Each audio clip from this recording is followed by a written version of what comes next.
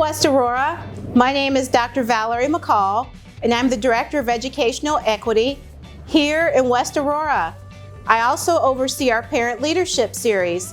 So today is a very special day because it's the first video in our three-part series for our Parent Leadership Series, Cooking Together Apart. You know, we thought with everything that we went through in 2020 that this would be a great way to bring our families together and to just have a little bit of fun, to build a little bit of community and just enjoy each other's company. So one of the things that I'm most excited about with this series, there will be 3 recipes. You'll get to make cupcakes, you'll get to make some delicious pretzel rolls, and you'll also get to make some wonderful pasta with marinara sauce. So one of the things that's really exciting about this is it's a time for you to not only get to practice a little bit of math, a little bit of science. It's a great way to practice following directions and building those skills for following directions.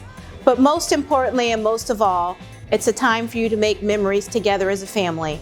So I'm going to step out of the way. I hope that you enjoy this 3-part series and come back and make these recipes time and time again. And if you really get excited, we would love for you to take a picture of your recipes, your finished product, and post it on our West Aurora School District. So now, without any further ado, take it away, Chef Linda. Thank you, Dr. McCall. Hello, everyone. My name is Linda Brennan, and I'm the chef instructor of the Black Hawk Cafe here at West Aurora High School. The Black Hawk Cafe is a culinary program here offered at the high school where the students have the opportunity to actually run a full-fledged restaurant. On a normal year, they would be doing dine-ins, takeouts, deliveries all over the building, and doing all sorts of catering and so forth. So unfortunately, in a pandemic year, it looks a little different, but we're getting there. So let's move on to talking about cupcakes. Today, we're going to be making some beautiful marshmallow flour cupcakes. All right, so we're gonna get started with our cake mix. We're just gonna follow the box directions, so no tricks here, but we wanted to walk through because, you know, we are cooking together apart. So I'm gonna pull out my cake mix and I'm gonna add it to the bowl. I've made enough of these. I don't really need to read the box, but if you have not done this very often, please make sure you're reading your directions. It does make a difference. So I'm gonna add my cake mix to here, and I know that we'll need a cup of water, a half a cup of oil, and 3 eggs, all right?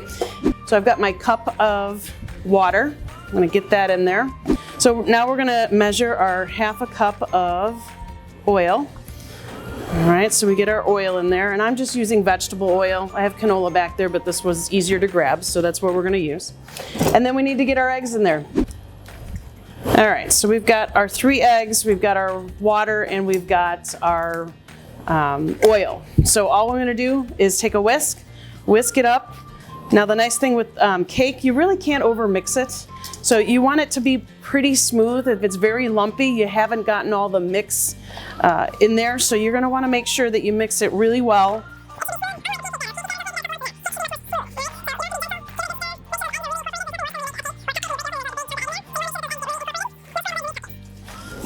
All right, so we've got a nice smooth mixture there. And then we're gonna get rid of our whisk, all right? From this point on, we're not gonna use a whisk.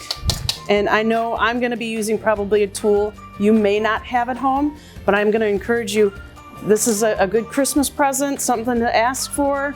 I use mine all the time at home. I have a couple different sizes here at the Black Hawk. It's all we use for making cupcakes, cookies, and that sort of thing. And that's a cookie scoop, all right? They come in multiple sizes. It just makes it much easier, especially with something like this that's a batter that can be a little bit messy and goopy, all right? So you can use any liners you want. I happen to have Halloween ones handy, so that's what we're using. All right, so I'm going to do 16, so that's 12 plus 4 here. See, math in the kitchen, working hard here. All right, so we're going to take the scoop. We happen to know that the yellow scoop for what our size is makes 1 cupcake, and it makes it well. So you just start scooping. I like this because I can control kind of the mess that's dripping down, and then you just scoop the cake in there. For those of you that are not using a measured scoop of any kind, you want it filled about 3/4 of the way. Don't worry about filling it all the way. If you do, it's probably gonna overflow.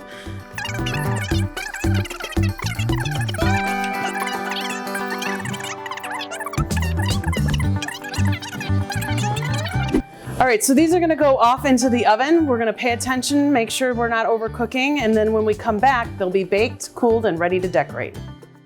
All right, so before we bring the cupcakes out and get ready to decorate those, I just wanted to spend a second talking about frosting. You either like it or you don't. I'm a frosting girl. I think it's the best part of the cupcake.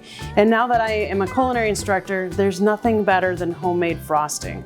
So we actually had a bake shop yesterday, so I have a little bit of leftover chocolate frosting. It's delicious. But if you're gonna use store-bought frosting, again, no judgment here. I get it. There's time restrictions and that sort of thing. If you don't have a mixer, it's very challenging to make frosting without that. If you are going to venture into homemade frosting, I highly encourage you to give it a try. It's super simple. There's butter, powdered sugar, vanilla, and usually just a little bit of whole milk or heavy whipping cream. You whip it all together and it turns out, and I just put a little cocoa in there, you can turn it into chocolate frosting. You can add different extracts and have different flavors. You can add pink, green, do whatever color you want. It allows you the versatility. The one thing that I've noticed that is the biggest difference between homemade and store-bought, I don't know what exactly it is that they put in the store-bought frosting, but it never hardens. So if you're going to be decorating sugar cookies or something like that, store-bought's probably not the way to go because it will never harden. So when you go to put it on a platter, it'll smash and that sort of thing. Homemade frosting will, all right? So that's one of the reasons why I liked it. Yesterday we were making Valentine's Day hearts, and so we were able to frost them, it hardened, and then we were able to put them into a container without damaging them. So besides the flavor, you kind of have to think through what it is you're going to be using it for, and then decide what's best for you. All right, so now that our cupcakes are out of the oven and cooled, you want to make sure that they are pretty cool. Don't rush this step because the warmth of the cupcake will eventually melt the frosting that you put on there, and you're just going to end up with goop all over the countertops. So we're going to make sure that they're nice and cooled, and ours are. So then what you're going to want to do, I think in your box you have the small mini marshmallows. If you have big marshmallows, you can use those as well. I'm going to show you all of the tricks with that. But you're gonna wanna pick a center for the flour. So I have some M&Ms, I have some sprinkles. You could use other kinds of like the Good and Plenty's that look like more like a stamen standing up in the flour. You can use whatever you want. I'm gonna do a yellow center. And all that's basically gonna do is kind of give me a starting point of where I'm going to start to put my marshmallows. So I've got that ready to go. And then we're going to start cutting some marshmallows. I don't know if you guys can see this, but you're gonna wanna turn the marshmallow on its side and cut diagonally, all right? And all we wanna do is expose that sticky inner part, and then you can decide which color sugar you want to put on the sticky part of the marshmallow. So the sugars that I have, I've got blue, red, and orange. And of course, blue and red, we bleed that here in District 129. So I was gonna do a little bit of combination of both. And if you're a Bears fan, maybe you do blue and orange. There's always next year. All right, so then you take the marshmallows and facing the sugar, you're going to push them into your frosting.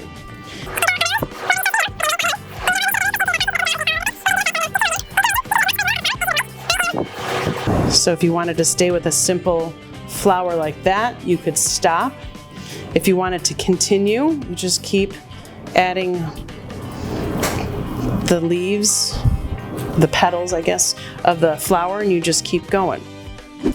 I'm gonna show real quick on the big marshmallow. Again, you're just gonna cut on its side diagonally.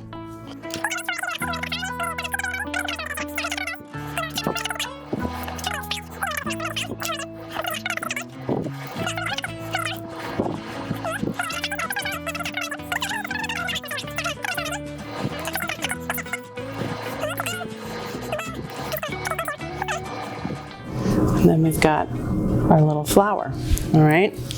So lots of things you can do with the marshmallow. These happen to be flowers, but if you Google marshmallow cupcake art, you'll have a whole bunch of things to pick from. You can make bunny ears out of the bigger marshmallows. So you can do just about anything for any holiday using marshmallows. It's great for little kids, even big kids. So hopefully you're enjoying decorating. They're not eating them too many as you're doing that, but enjoy your family time, make beautiful cupcakes, and we'll see you next time.